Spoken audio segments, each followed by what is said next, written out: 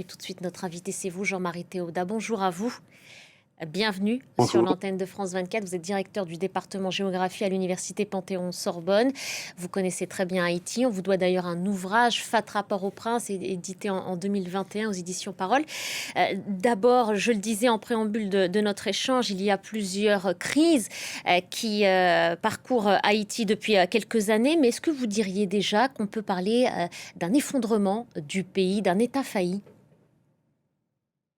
Nous sommes à une sorte de carrefour où le monde est obligé de reconnaître que 40 ans après la chute du régime des Duvalier, qui était considéré comme le principal obstacle à l'inscription de ce pays dans un circuit, on dirait, de développement, de démocratie, qui à l'époque concernait le reste de l'Amérique latine, on avait pensé que 1986 c'était le début de la délivrance. Or, on se rend compte que 40 ans plus tard, la situation est encore pire qu'avant. Situation catastrophique sur le plan environnemental, catastrophique sur le plan économique. On considère que 5 millions d'Haïtiens sont aujourd'hui menacés de famine sur une population de 12 millions. Cela fait beaucoup de gens. On considère qu'il y a 1,4 million personnes déplacées dans la capitale, c'est-à-dire plus d'un paroissien sur deux est aujourd'hui obligé de quitter sa maison pour aller se réfugier soit en province, soit chez des voisins. Et surtout, sur le plan strictement institutionnel, cela fait 10 ans qu'il n'y a pas eu d'élection dans ce pays, donc nous ne savons plus à quel sein nous vouer. Et justement, alors il aurait pu, il aurait dû même se tenir des élections dans le pays. Il y a eu cette transition menée par le Conseil présidentiel de transition qui devait donc conduire vers un scrutin dont le mandat s'achève demain. Pourquoi est-ce que ça a été un échec d'après vous ? Cela a été un échec, à mon avis, parce que l'on a mis la charrue avant les bœufs. On a demandé à un conseil présidentiel d'organiser des élections dans un pays où on a compté plus de 8000 morts l'année dernière du fait de la violence des gangsters. Donc, comment voulez-vous que les gens aillent voter sous la menace des fusils, sous la menace des... Il y a plus de 500 000 armes de guerre en circulation dans ce pays.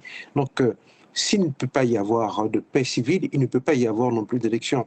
Donc le résultat était, pour ainsi dire, couru d'avance. C'est la seule faute à la situation sécuritaire et au crime organisé, au gang, d'après vous, Jean-Marie Théodat, ou il y a aussi eu un problème dans la sélection des personnes qui ont siégé dans ce conseil de transition? Il y a aussi eu des rivalités en interne? Disons que le verre était dans le fruit. À partir du moment où nous avions un conseil présidentiel qui n'avait aucun mandat de, de la part d'une quelconque partie de la population, ces gens ne représentaient que à la fin.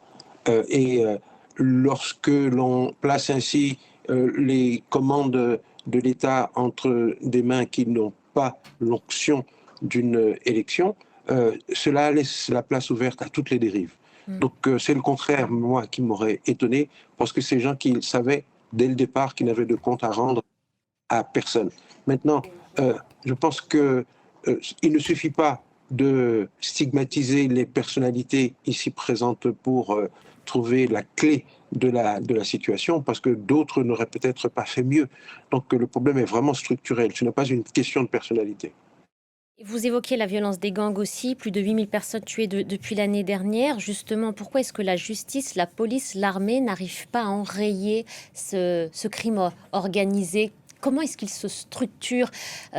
Comment se structurent ces gangs? Qui les finance? Et qu'est-ce qui fait qu'ils peuvent autant faire régner la terreur sur l'île? Si je savais vraiment qui les finançait, je pense que je ne serais plus vivant, je ne serais plus ici. Je serais moi-même menacé. Mais nous pouvons du moins établir des conjectures. Il faut savoir que le commerce de la cocaïne, qui est la principale substance illicite qui circule dans cette région, a fait de Haïti un trou noir, a fait d'Haïti une sorte de passerelle entre le principal lieu de production, la Cordillère des Andes, et le principal marché de commercialisation, la Floride. Et pour cela, il fallait déboulonner l'État. Il fallait faire en sorte que ni la justice, ni la police, ni... En fait, il fallait créer les conditions chaotiques qui rendent le passage de cette marchandise de la façon la plus fluide. Et aujourd'hui, si Haïti se trouve dans l'œil du cyclone, c'est bien parce que ces bandits dont le chiffre d'affaires s'élève à plus de 100 milliards de dollars, ont des capacités logistiques qui dépassent très largement celles d'un petit État tel que Haïti, dont le produit intérieur brut ne dépasse pas 10 milliards de dollars par an. Merci beaucoup, Jean-Marie Théodat. Merci d'avoir pris le temps de répondre à nos questions sur France 24.